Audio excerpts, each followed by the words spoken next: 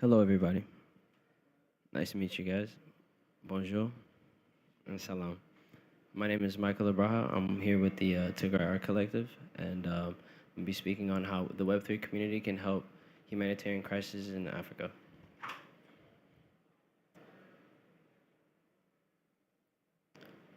So, for past 600 days, over 500,000 people have passed away due to a genocide occurring in 2022 currently.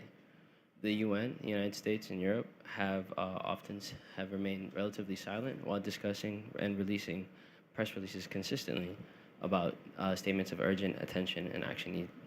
China, UAE, Turkey, and Saudi Arabia have played a role and provided drones, weapons, and other means of support to support this conflict. And you have to ask like why. So you can take a guess about what I'm talking about. And unfortunately, you probably won't guess.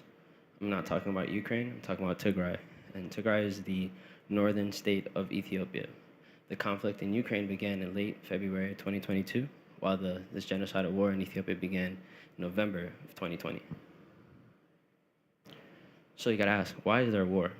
So Ethiopia has an ethnic federalism, resulting in different states due to ethnic divisions, but it has those individual states have their own local government while parallel to the federal government working together.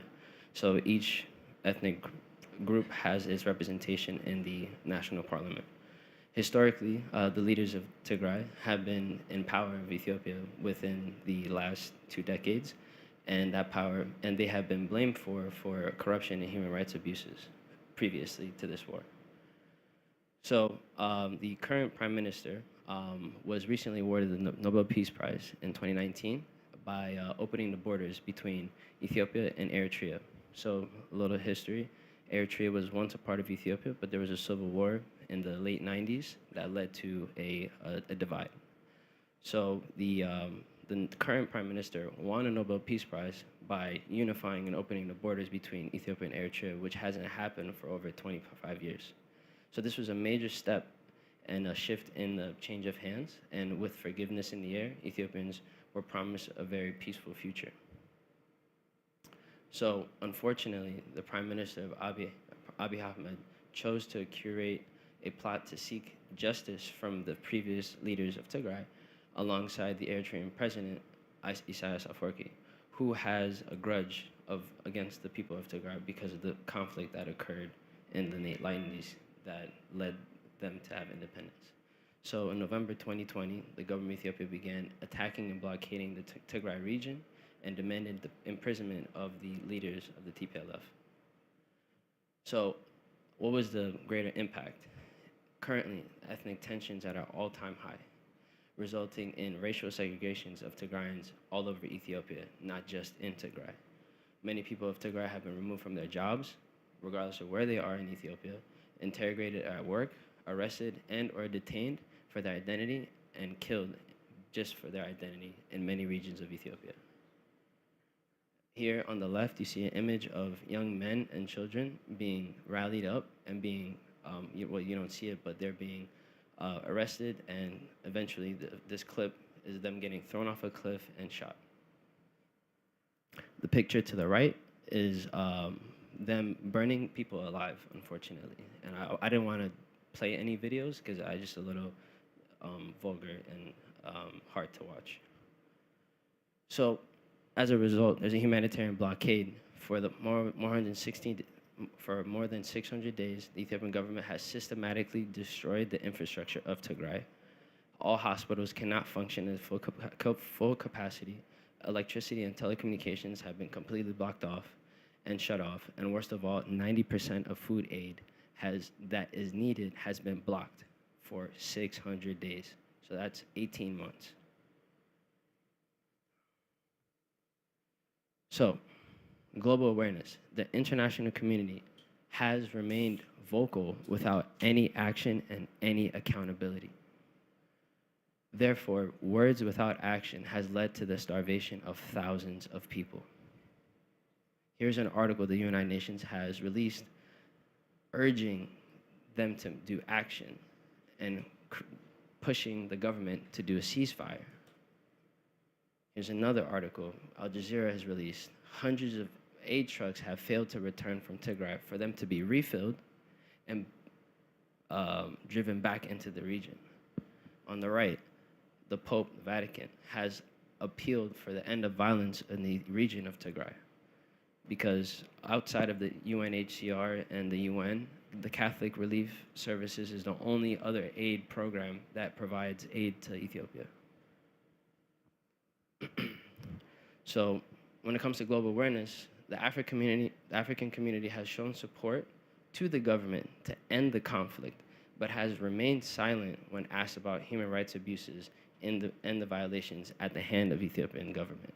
So another thing that people don't know is that the African Union HQ is in Ethiopia. So African leaders, it's really hard for them to say something, because when they are in the African Union for these assemblies, they are in the country where these atrocities are occurring. Mind you, no one has access to Tigray. All the borders are blocked. People from Tigray cannot go home from anywhere in the world. So currently, Ethiopia is in turmoil. So we must ask, what are other Ethiopians saying about this conflict? Since Tigray is one of the smallest populations in Ethiopia, this war has divided the people. Like I said earlier, ethnic tensions at our all-time high. So majority of Ethiopians are supporting the government. And what I mean by that is they're supporting the isolation of Tigrayans in Ethiopia and outside of Ethiopia. What I mean by that is they have labeled Tigrayans who are pleading for the war to end, right? Because mind you, the Tigrayan regional government is fighting against the government of Ethiopia. So there is a conflict, right? They're not just attacking civilians. They are fighting against Tigrayan civilians and their local militia. So Tigrayans who are pleading for peace are being labeled as people that are supporting terrorists, such as myself, on Twitter, on social media, and Instagram. I get antagonized all the time for my advocacy that I'm doing all over the world.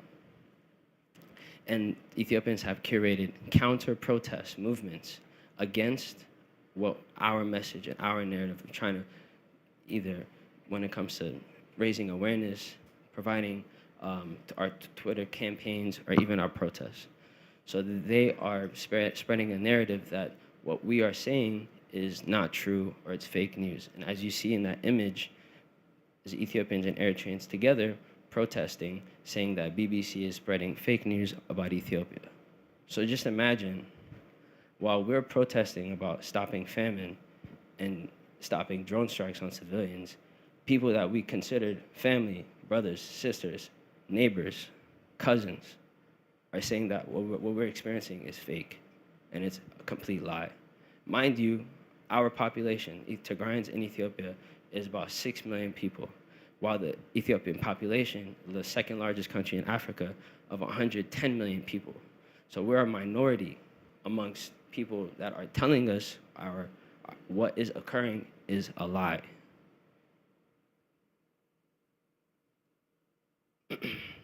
So, is the crypto community aware about what's going on? Yes and no. Cardano founder Charles Hoskins has struck a partnership with the Ethiopian government in 2021. So, for someone who is an advocate for human rights, an advocate of democracy and decentralization, right, has partnered with a government who is actively killing and starving its own people. So major players in the crypto space are very much aware and have said nothing because they don't want to ruin their relationship with a government, right?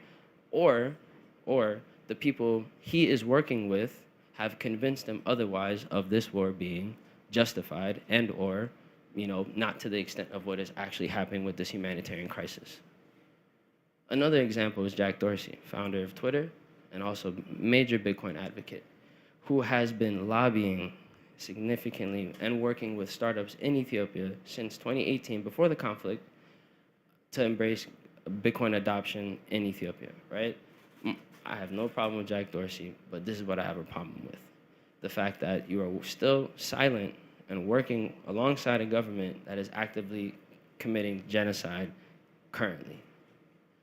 And I don't know if you guys were aware, but in the summer of 2021, during the Olympics, a lot of people saw ETH trending due to him tweeting about it. People thought he was supporting the Ethiopian athletes during the Olympics, but in fact, he was just trolling the Ethereum community. Most people, whether you took it or not, that's what it really was. So ETH with the Ethiopian flag was trending for about a month or two. Me seeing this, I was thinking, oh, maybe people are aware about what's going on, and maybe this is a plea to kind of raise awareness about what's going on. But in reality, look what you see, right?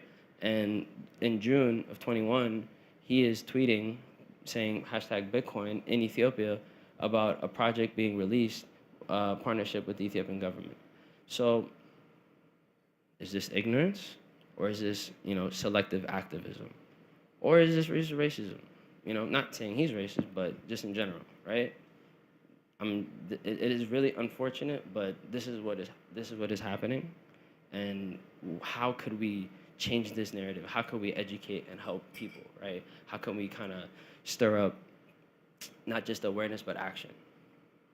So in March, Vitalik tweeted, "Ukrainians are far from the only ones suffering of war. Also, people in Yemen and Ethiopia are just as human as Ukrainians and as you are. This is not a valid excuse to not care about Ukrainians today, but it does mean that we should self-reflect and extend our compassion to others too." So, Vitalik, notable leader of Ethereum, has made a statement. And, I would like to make this statement as well to not just our community, but to the greater world, is how can we all come together and help? So, how can the crypto community help? Crowdfunding and to push aid into refugee camps in Sudan and eventually into Tigray.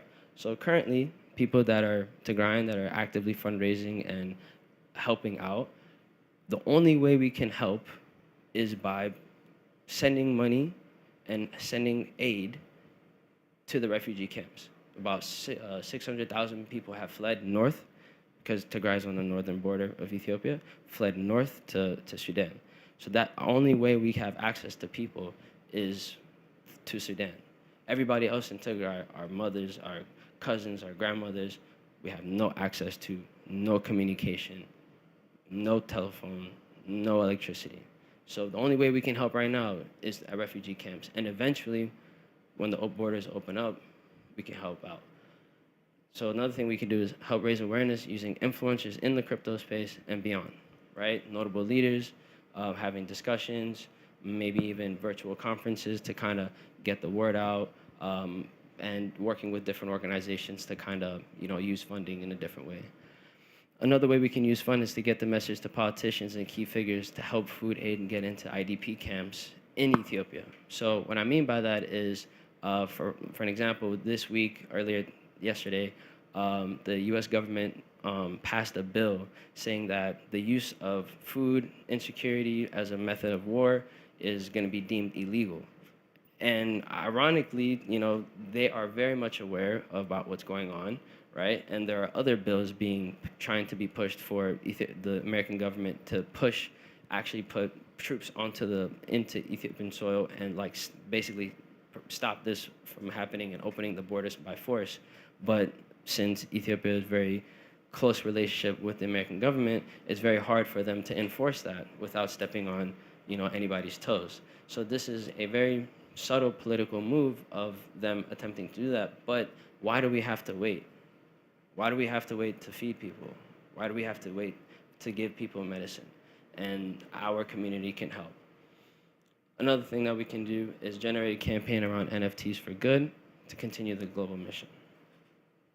So various blockchain organizations can provide a hand by distributing emergency grants for displaced refugees. As you all know, there are many, many different types of grant programs. We've applied to them, and it's kind of hard to get people's attention until, you get a stage and a platform like this to kind of speak in front of people. Another thing that we can do, which we already have been doing, is educational grants that can be deployed. So basically, since this war has been going on for 18 months, all the children that are refugees have been out of school for 2 years, right? So we are sending Raspberry Pis to fuel education remotely with services such as Internet in a Box. And what Internet in a Box is, you basically get a Raspberry Pi, you download a whole bunch of content onto it, and basically you can have access to that content without having internet. As long as you have a monitor, you just plug it in, and you have a generator, and you can, as long as you have electricity, you can have a classroom, and you can be teaching. Another thing is, due to identity crisis created by displacement, we can use the new soulbound token standard to provide refugees the opportunity to have a digital identity, right? So moving forward, we can implement a lot of these new features that we have within the space when it comes to the wallets and basically like improving identity. We can test those things on refugees and people that are displaced that actually need those services, right? And to continue, our long-term plan would be funding and educating and creating banking solutions for those, and eventually, create a DAO to help, create the sustainability of Tigray. Whether Tigray becomes its own country or, or it stays a part of Ethiopia, we need to rebuild what is destroyed. The infrastructure, mind you, again, hospitals destroyed, the banks have been shut off, no electricity, no food aid getting in, people are starving, businesses been destroyed, airstrikes have been all over major cities in Tigray, nowhere else in Ethiopia but in the region of Tigray. So we have to garner not just our attention, but our energy to rebuild systematically what has been completely destroyed. And a lot of global leaders and influencers have spoken out and even donated money. As you see a picture of The Weeknd, who is also Ethiopian, but he's not Tigrayan. But he knows that it is the right thing to do. He's donated over $2 million, but that money he's donated has not gotten there because of this blockade, right? So it's like, all right, even when people are trying to do something positive, it's being blocked, right? So I don't know if you guys are familiar. I mean, a lot of people in this room seem a little older, but back in the 90s, late 80s, Michael Jackson and a whole bunch of other artists created the We Are the World campaign to, created a song, and all that money, they partnered with USAID and USA Africa to help feed people, and guess where it was? In Ethiopia. Why? There was a drought. But that's not why they needed to create a campaign. That's not why there was a famine. In late 90s or late 80s into the 90s, there was a war in Tigray, right? And guess what the government was doing? Blockading and preventing aid in the midst of a drought. 1 million people died then, and now we're facing the same thing. So how can we prevent that?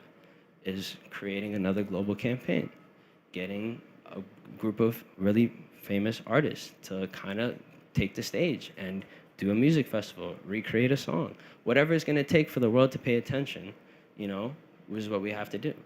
So our end goal is to partner up with major crypto organizations, host music festivals, maybe conferences to educate people and help what's going on and increase global awareness. I truly believe that with the advocacy and the awareness that the crypto community has when it comes to being empathetic towards what's going on, we can really make a big impact. So to wrap it up, our first steps that we've made is we created an art collective called Tigrayan Art Collective. It's our Twitter, that's our ETH address, and that's our Instagram. Check us out. It's a group of artists from all over the world.